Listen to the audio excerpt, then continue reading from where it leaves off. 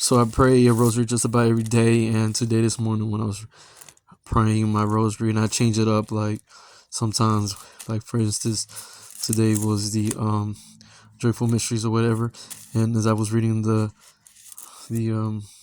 joyful mysteries, talking about the annunciation of the birth of Christ or whatever, whatnot.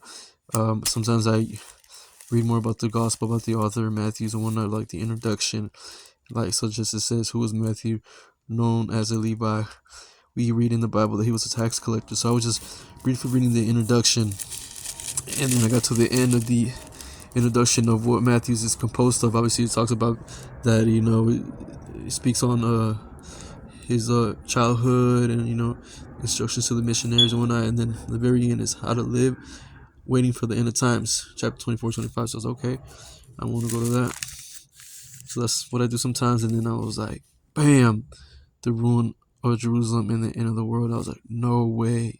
Because right now there's a war going on in Israel. So obviously Jesus is talking about the end of the world. I mean, I'm just trying to hear you guys' opinion. And I'll read a little bit briefly of it. So right here, Matthew 24 says, Jesus left the temple, and as he was walking away, his disciples came to him and boasted about the imposing temple buildings. But he said, you see all this? Truly I say to you, not one stone will be left upon another here, and all will be thrown down. Later, when Jesus was sitting on the Mount of Olives, the disciples approached him privately and asked, tell us when this will take place.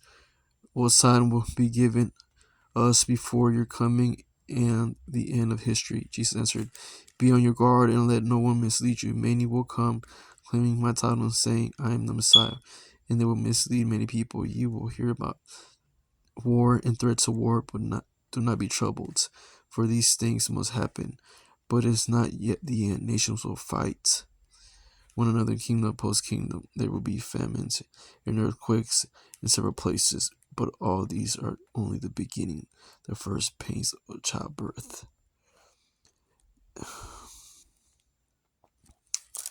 And you keep on reading.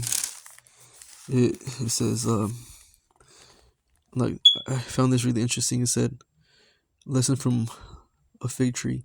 When its branches grow tender and its leaves begin to sprout, you know that summer is near. In the same way, when you see all that I have told you, you know that the time is near, even at the door. Truly I say to you, this generation will not pass away until all these things have happened. Heaven and earth will pass away, but my words will not pass away. So I just want to know what you guys think. I mean, just read through Matthew 24 and 25.